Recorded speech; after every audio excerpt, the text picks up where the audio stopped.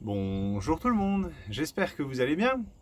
Alors aujourd'hui je souhaitais faire une vidéo, vous savez, sur l'Ukraine.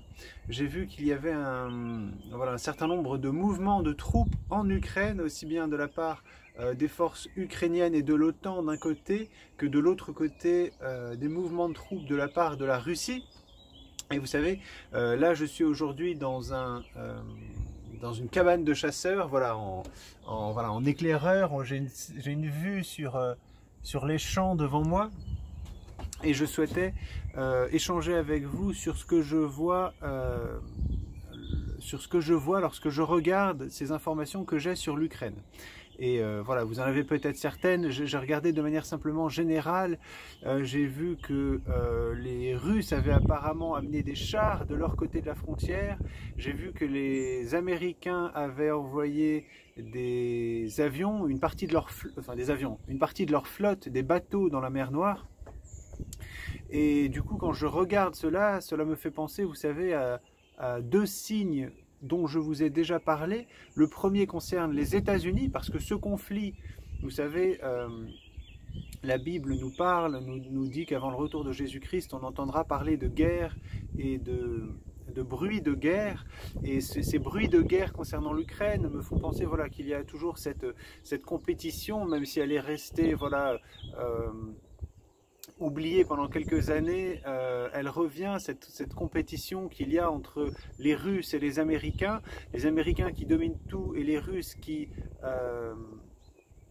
n'ont pas envie, voilà, de perdre certains pays, certaines zones qui sont clés pour eux. Et cela me fait penser, vous savez, tout d'abord concernant les États-Unis, à ce jugement, cette grande éclipse qui est passée sur les États-Unis, et la seconde éclipse qui passera en 2024, et ces deux éclipses qui sont séparées d'à peu près 7 ans forment une grande croix sur les États-Unis. Et pour moi, je peux me tromper, mais je pense que cela est le signe du jugement qui arrive sur les États-Unis. Vous savez, il y a des croyants fidèles, sincères, qui ont une relation avec Dieu, qui parlent de ce jugement par le feu nucléaire. Et vous savez, j'ai vu, il y en avait trois, qui avaient trois jugements différents. Il y en avait un qui avait ce jugement qui voyait tous les États-Unis brûlés par le feu nucléaire, Maurice Sklar. Il y avait cet autre croyant qui a une chaîne YouTube qui s'appelle Torch for Christ Ministry, je ne me rappelle plus de son nom, mais qui avait vu la moitié des États-Unis brûlés par le feu nucléaire. Et il y avait aussi Gary de la chaîne Beer, ça c'est comme un ours, qui avait vu, lui, le jugement tomber sur plusieurs villes stratégiques aux États-Unis. Je crois qu'il y avait New York, Los Angeles et encore 3 autres villes, je ne me rappelle plus exactement, mais je crois qu'il y en avait 2 sur les côtes et une au centre des États-Unis, quelque chose comme ça. Et quand je vois cela, quand je vois ce grand signe dans le ciel, je pense que à partir de 2024, je ne pense pas que le jugement arrivera avant, mais je peux me tromper. Vous savez, eh bien, je pense que les États-Unis subiront une attaque nucléaire et qu'il y aura un conflit limité entre les États-Unis et la Russie. Un conflit nucléaire, peut-être que les Russes aussi, la Moscou sera peut-être détruite, d'autres villes seront peut-être détruites en Russie. Mais je pense qu'il y aura cet échange nucléaire, bref, et que cela est un signe, voilà, c'est un jugement de la part de Dieu. Les États-Unis ont été bénis pendant des années, des décennies, des siècles même, parce qu'ils étaient croyants, parce qu'ils étaient proches de Dieu. Mais malheureusement, vous savez, comme pour Israël, souvent, lorsque Israël devenait, la Bible nous dit, voilà, lorsqu'ils devenaient gras, c'est-à-dire lorsqu'ils avaient l'abondance, lorsqu'ils avaient tout, la sécurité, la prospérité, ils oubliaient leur Dieu. Ils oubliaient que tout cela leur avait été donné de la part de Dieu, et ils se tournaient vers des idoles et ils commettaient d'affreux péchés. Les États-Unis ont fait pareil. Ils ont eu cette prospérité incroyable, notamment pendant les années 60. 50, 60, après la Seconde Guerre mondiale, et malheureusement cela a permis à l'ennemi de venir les tenter, et ils ont oublié que leur prospérité leur venait de Dieu.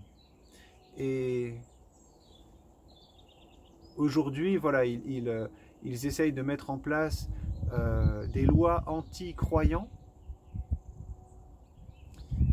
Parce que voilà, ceux qui ont vécu dans la prospérité, qui se sont détournés de Dieu, ont eu des enfants, et ces enfants n'aiment pas les croyants, ils veulent faire leur propre volonté, ils ne veulent pas suivre la Bible, et ces croyants, ces nouveaux, ces jeunes votent aussi, même si je pense que Trump a été élu, ces jeunes votent, et voilà, s'il y avait aux États-Unis trop de personnes qui avaient un cœur méchant, et bien le résultat c'est une méchante administration qui s'attaque aux croyants.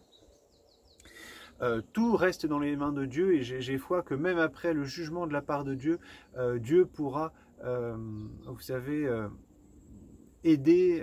Dieu a toujours un résidu. Il y a encore beaucoup, des millions de croyants aux États-Unis, et même si les États-Unis sont jugés, voilà, s'ils sont humiliés, rendus humbles, eh bien j'ai foi que voilà, dans les campagnes, eh bien Dieu pourra travailler et bénir son peuple, même s'il vivra à ce moment-là dans la misère. Mais vous savez, Israël a vécu pendant 40 ans dans le désert, il n'avait rien, c'était un terrain vierge, sec, et Dieu les a nourris, voilà, avec la manna, la manne le matin.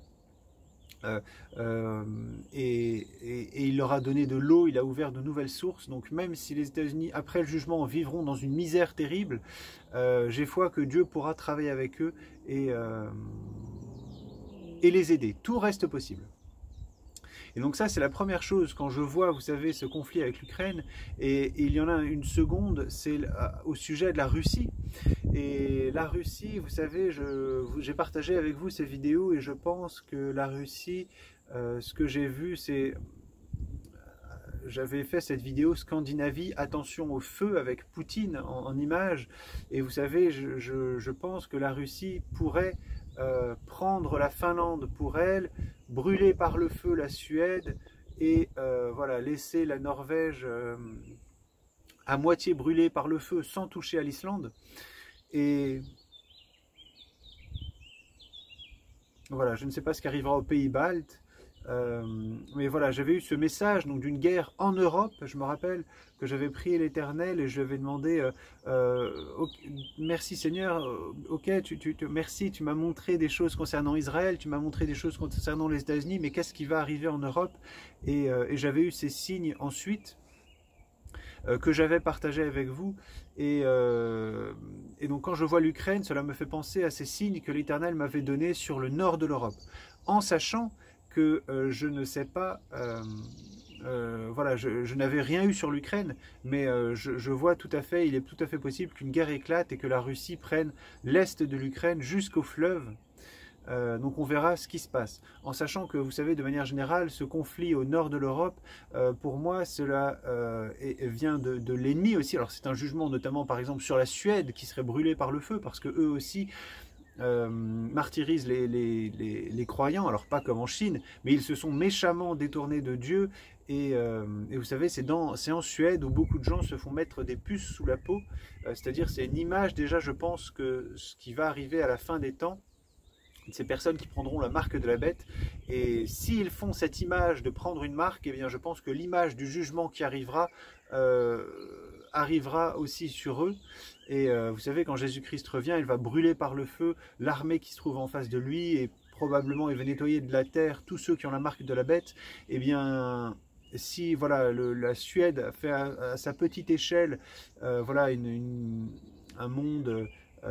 voilà, parce qu'ils ont aussi beaucoup d'immigrés venant de quatre coins du monde. S'ils font voilà, cette sorte de melting pot, cette tour de Babel où ils prennent des puces, où la justice n'a pas lieu, je voyais qu'ils essayaient de retirer les enfants des familles chrétiennes, des choses affreuses. Eh bien, s'ils sont à l'image de ce qui va arriver à la fin des temps, du monde à la fin des temps, eh bien, il serait normal que le jugement qui arrive sur eux soit aussi à l'image du jugement qui arrivera à la fin des temps, et c'est-à-dire, voilà, pourquoi pas être brûlé aussi par le feu nucléaire. Donc c'est ce que je voyais sur le nord de l'Europe, en sachant que voilà, ce jugement sur le nord de l'Europe, pour moi, cela aiderait, voilà, cela permettrait à l'ennemi d'aller plus vite et de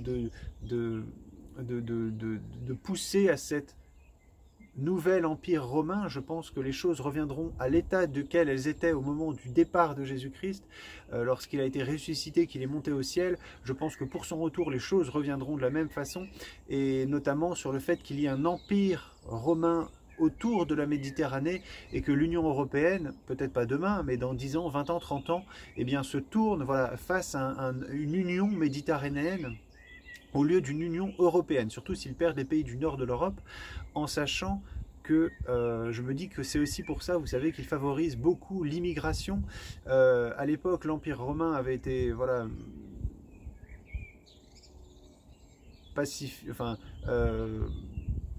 pacifié, oui, par la guerre, et bien là peut-être que ce sera par la guerre et ce sera aussi par ce mélange de populations. C'est pour ça qu'ils font tout pour que l'Europe ait beaucoup d'immigration, pour qu'il y ait ce sort de melting pot et que ce soit plus facile à gérer ensuite ce nouvel empire qu'ils souhaitent faire, parce que eux ils ont dans l'esprit qu'ils resteront voilà, sur Terre un long moment, et quand Satan leur parle des plans qu'il a, je ne pense pas qu'il leur dit que ce monde finira bientôt, mais je pense qu'il leur dit que voilà, il crée un royaume pour régner sur un long moment. Et la Bible nous dit, vous savez, ce dernier royaume qui dévorera toute la terre sera le plus bref, parce que vous savez, sur la statue, il y a différents étages de la statue, et ce dernier royaume représente simplement les pieds. Ce royaume, ce nouveau royaume, une bête de fer et d'acier qui dévore, avec des grandes dents, qui dévore toute la terre et qui piétine ce qu'il reste. Je pense que c'est ce grand monde voilà, unifié, et unifié notamment grâce aux nouvelles technologies. Et vous savez, ce que j'avais fait aussi, ce rêve, il y a longtemps, je ne sais pas si j'étais inspiré par Dieu, mais je pense que c'est possible. C'était, vous savez, j'étais sur une autoroute et il y avait je vous l'avais déjà raconté, il y avait toutes les voitures qui étaient à l'arrêt, et j'avais l'information que toutes ces voitures qui étaient à l'arrêt étaient celles qui roulaient au pétrole. Et donc moi j'étais arrêté et je me lève et je regarde, et sur cette autoroute qui était, je pense, de 3 voies, il y avait 2 voies où tous les véhicules étaient arrêtés, et sur la 3e voie il y avait des voitures électriques qui passaient à toute vitesse. Et vous savez, dans ces voitures électriques, j'ai vu dans l'une d'elles, déjà voilà, à l'intérieur tout était sombre, c'est comme presque s'il y avait des vitres teintées, mais voilà, elle passait, et à un moment je vois l'une de ces voitures, des enfants qui sont à l'arrière, qui viennent à la fenêtre, qui crient, qui hurlent de terreur, et je vois toutes ces voitures qui filent et qui prennent une sortie, et toutes ces voitures sortent, et oui, et je pense que ce monde, voilà, nous qui avons foi en Dieu, nous allons être stoppés, mis à l'arrêt par les méchants, mais les méchants, eux, vont être voilà, sortis, leur règne électrique, leur règne de ces nouvelles technologies sera bref, ils vont être sortis du monde au retour de Jésus-Christ. Et c'est ça notre espérance. Et vous savez, le rêve que j'ai fait, où j'ai dit, voilà, cette guerre spirituelle qui arrivera en France, qui est en France aujourd'hui, où je voyais cette dame venir, je pense, que, voilà, couper la protection, et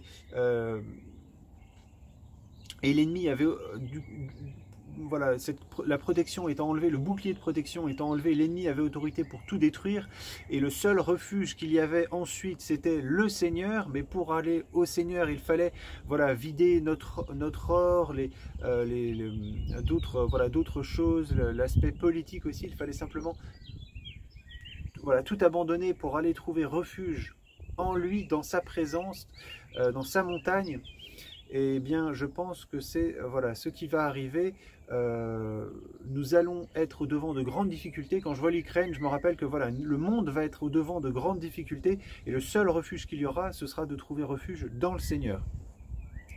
En sachant, et pour terminer, je pense, cette vidéo, vous savez, il y a 2 jours, j'ai regardé un film qui s'appelle Les raisins de la colère, et j'en avais déjà entendu parler il y a longtemps. Et dans ce film, il se passe en fait au moment des années après la crise de 29. Vous savez, il y a une grosse crise aux États-Unis. Et après la crise de 29, le film suit l'histoire d'une famille qui vit dans l'Oklahoma, et il y a une sécheresse, il y a des grands propriétaires qui achètent leurs terres, ils doivent quitter les lieux, et leur seul voilà, espoir, ils trouvent des prospectus avec écrit: on recrute voilà, du monde en Californie, 3 $ de l'heure, je crois, ou 3 $ jour, je ne sais pas, mais on voit une grosse somme pour eux. Et du coup, ils décident de partir, voilà, ils sont pauvres, ils décident de partir en famille en Californie, donc ils traversent la moitié des États-Unis, quasiment, ou même un peu plus que la moitié. Et ils montent tous dans un camion, une famille, voilà, peut-être une dizaine de personnes, et ils vont comme ça en Californie. Vous savez, à chaque fois qu'ils passent d'un État à l'autre, ou même à certains endroits, il y a des contrôles de police. Ils leur demandent qu'est-ce que vous transportez, qui vous êtes, d'où vous venez, où vous allez. Et c'est comme ça tout le chemin. Ils traversent les États-Unis, ils arrivent en Californie. Et quand ils arrivent en Californie, ils se rendent compte que la situation n'est pas du tout celle qu'ils espéraient. Et il y a des camps de réfugiés, beaucoup, et voilà, des camps de réfugiés, ils sont obligés d'habiter dans ces camps qui sont affreux, avec des conditions horribles, et il y a même des villageois des environs qui viennent avec l'intention, enfin en tout cas c'est ce qu'ils entendent, qui ont l'intention de brûler voilà, l'un des camps parce qu'ils veulent que les gens partent. Je pense qu'ils veulent protéger voilà, leur travail pour que personne ne leur prenne leur travail, ils veulent leur protéger leurs fermes, leurs animaux, leur culture, je ne sais pas, mais voilà, ils ont dans l'un de ces camps le risque de voir le camp brûler. Ils vont dans un autre camp qui est là et géré parce que dans le premier camp ils trouvent en fait 3 camps même. Le premier c'est horrible, c'est un bidonville. Le deuxième, ils vont chez un propriétaire terrien qui dit venez, vous pouvez avoir du travail. Ils vont dedans parce qu'ils entendent voilà, que le bidonville va être brûlé. Donc ils vont dans ce camp de travail qui est comme un camp presque de travail forcé. C'est-à-dire ils ont chacun une toute petite maison et ils doivent travailler pour une misère. Le salaire qu'ils ont dans ces camps leur permet simplement, vous savez, de payer de leur nourriture pour une journée de travail. Et donc dans ce camp-là, bah, ça se passe mal, ils sont maltraités, les gens en fait, ce sont des voleurs en fait, ceux qui vous savez, tout est clôturé et ils les forcent à travailler et en fait ils diminuent même leur salaire de moitié alors que ça leur permettait à peine de vivre et ils répriment dans la violence les grèves et donc du coup ils quittent ce camp-là, ils s'enfuient et ils trouvent un camp géré par l'État. Et dans ce dernier camp géré par l'État, les choses vont mieux. Voilà, ils ont simplement le minimum, mais les choses vont mieux. Ils ne sont pas en tout cas martyrisés, même si, encore une fois, les habitants du coin essayent de créer une émeute pour les chasser. Et ils amènent voilà, la police, il y a des habitants du coin qui s'invitent à une fête pour en fait créer une bagarre pour que la police qu'ils ont appelée voilà, vienne chasser tout le monde. Mais heureusement, voilà, les personnes du camp arrivent à simplement retirer de la fête ceux qui étaient venus pour faire la bagarre et quand la police arrive, il n'y a pas de bagarre. Et pourquoi est-ce que je vous raconte ça? C'est pour vous dire que c'est arrivé aux États-Unis. Ce film a été raconte les années 30 et il a été fait, je crois, en 1939, si ma mémoire est bonne. Donc, je crois, je ne suis même plus sûr, je ne me rappelle pas, mais voilà, moins de 10 ans après les événements. Et il est en noir et blanc. Et pourquoi est-ce que je vous raconte ça? Parce que ces événements se sont passés, vous savez, on a ces images des files à New York, dans les grandes villes, de gens qui font la queue pour des soupes populaires, pour avoir simplement un bol de soupe. On n'imagine pas la détresse dans laquelle ces personnes étaient. Je me rappelle aussi avoir vu de photos, vous savez, avoir lu un article sur comment est-ce que c'était les années après la crise de 29 et la difficulté qui régnait aux États-Unis. Et ça, je me rappelle que l'article avait marqué, la seule chose dont je me rappelle vraiment de cet article, c'était une photo d'une personne qui était avec sa famille, qui avait mis toutes leurs affaires dans une sorte de grosse brouette, et je crois que c'est lui-même, je crois même qu'il n'y avait pas de cheval, pas de vache, pas d'âne pour tirer, c'est lui-même qui tirait sa grosse brouette avec sa femme et ses enfants, sa carriole, voilà, sa calèche, c'est une petite chose, et qui lui-même tirait son chariot à travers les États-Unis dans l'espoir d'aller trouver un travail, et ils étaient tous maigres à faire peur. Et voilà, et la photo, et puis voilà, je ne sais plus, la légende disait, voilà, cet homme voilà, va d'un endroit à l'autre dans l'espoir de trouver du travail. Et deux choses, la situation était terrible, les gens avaient faim après la crise de 1929, alors qu'à l'époque, il y avait beaucoup plus de fermiers qu'aujourd'hui. Et de la même façon, il y avait ces contrôles policiers, il y avait ces camps, alors que c'était contre des descendants d'Européens qui faisaient ça aux descendants d'Européens. C'est-à-dire, il n'y avait pas de souci d'origine ethnique à ce moment-là. Et lorsque je sais que, je pense et je sais, voilà, j'ai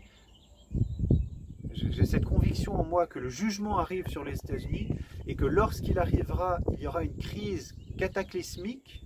c'est-à-dire le monde tel qu'on le connaît d'un point de vue économique va s'arrêter. Il y aura que, voilà, peut-être, là ce ne sera plus 10 à 20% de chômage, mais je pense que ce sera 10 à 20% d'emploi. Voilà, c'est l'idée que je me fais du monde dans lequel on va rentrer. Et c'est pour ça qu'ils veulent mettre en place, vous savez, ce revenu universel, ce genre de choses. Eh bien, si on va,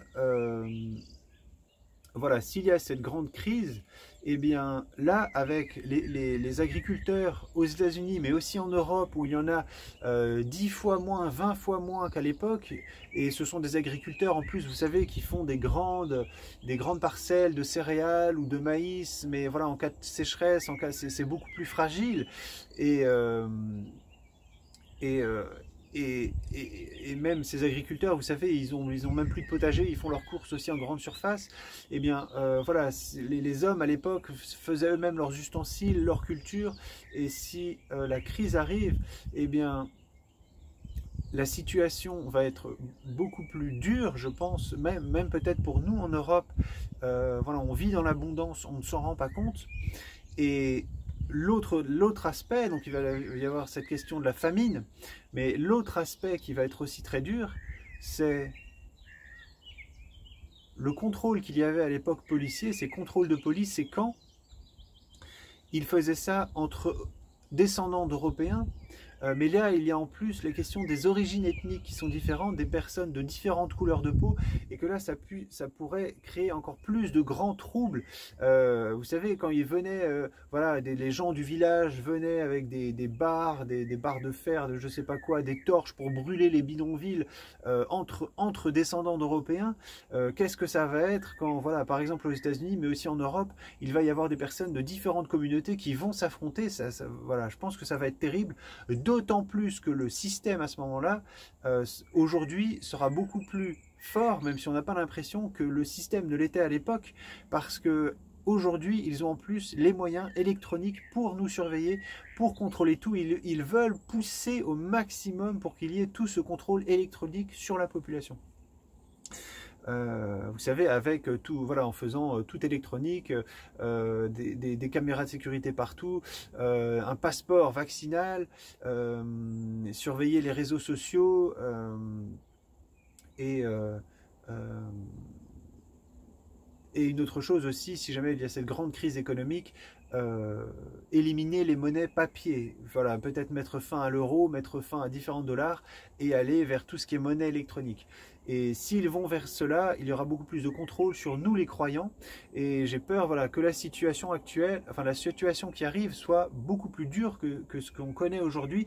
Et j'ai peur que les églises n'avertissent pas, surtout en Europe, de ce qui va arriver dans le monde dans lequel on va arriver, parce que voilà, les pasteurs se focalisent peut-être trop sur l'aspect de grâce de Dieu, la bonté de Dieu, même si c'est très important, il faut en parler. Dieu est bon et Dieu fait grâce, c'est très important. Il a amené le salut par son Fils, le Seigneur Jésus-Christ, mais ils oublient une grande partie qui est le jugement de Dieu et l'enfer.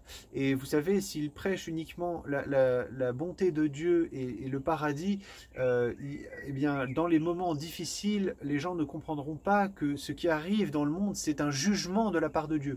Et j'ai peur que beaucoup de personnes se détournent de Dieu parce qu'ils diront que l'Église, en fait, finalement, n'a rien à leur apporter, qu'ils voulaient bien venir à la messe tant qu'ils avaient le ventre plein et un travail, mais que voilà, quand ils ont faim et que voilà, il y a la violence dans la rue, eh bien, ils se détournent de Dieu, ils arrêtent de le prier. Donc moi, mon encouragement, c'est rester proche de Dieu, même si les difficultés arrivent.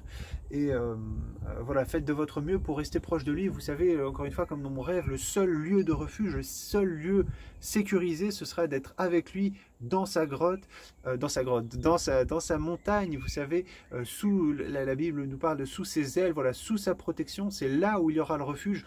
Moi, dans ma vie, il m'a permis de faire des choix importants. Vous savez, à un moment, j'avais l'intention de partir à l'international pour aller travailler, avoir une carrière à l'international, et il m'a montré une chose qui allait arriver si jamais je partais à l'étranger.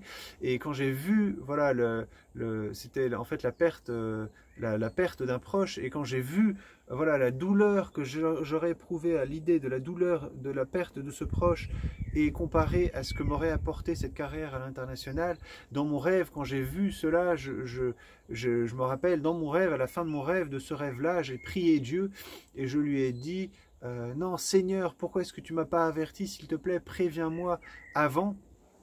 Et vous savez, Dieu est bon, vous savez, parce que j'avais prié justement pour cette personne qui était concernée dans ce rêve-là, la veille de partir à Cracovie, en Pologne, et Dieu m'avait donné ce rêve-là, et vous savez, je suis allé à Cracovie, mais j'y suis resté que quelques mois, et je suis revenu en France, parce que mon intention, c'était de partir à Cracovie, puis de partir ensuite à Singapour, Hong Kong, et du coup, par ce rêve, parce que j'ai cru, voilà, j'ai écouté Dieu, j'ai cru à ce rêve, je ne suis pas parti à l'international et je remercie le Seigneur. Merci Seigneur au nom de ton Fils, le Seigneur Jésus-Christ. Merci Père de m'avoir donné ce rêve. Et vous savez, parfois il suffit d'une prière pour que notre vie entière soit changée. Et donc je vous encourage, ou que la vie d'autres personnes aussi soit changée.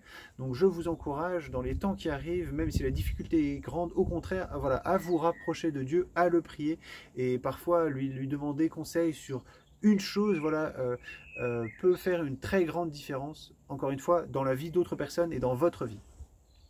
Donc je vous remercie. Vous savez, en Chine, les croyants sont persécutés et on oublie trop, mais on se dit que cela ne peut pas arriver en Europe, mais les croyants sont persécutés, on leur demande de renier leur foi, on leur demande de retirer dans leurs églises des images de croix et de Jésus-Christ pour mettre des images du président Xi Jinping. Alors, en Occident, ce ne seront peut-être pas des images de Xi Jinping, mais ce sera peut-être, vous savez, remplacer la croix et le visage de Jésus-Christ par tout ce qui est LGBT et tout ce qui est homosexualité, et je pense qu'ils viendront sur l'église voilà, par le biais de ces choses-là, par le biais du vaccin, faire céder les églises sur voilà, tout ce qui est homosexualité, vaccin. Voilà, alors qu'en Chine c'est sur voilà, le culte de la personnalité de leur dictateur. En Europe, dans l'Occident, ce sera sur d'autres choses, mais il faut rester proche de Dieu et voilà, le garder, ne pas le céder. Dieu nous dit qu'il ne sera, voilà, il ne laissera aucune difficulté que nous ne pouvons surmonter, il ne nous placera dans aucune situation que nous ne pouvons dépasser avec lui. Donc je vous remercie, je vous encourage, restez proche de Dieu et voilà, malgré les temps qui arrivent, et au contraire, voilà, plus les temps vont être difficiles, plus il faudra s'approcher de Dieu et pourquoi ne pas commencer dès aujourd'hui. Je vous remercie, je vous dis à très bientôt, prenez soin de vous, salut!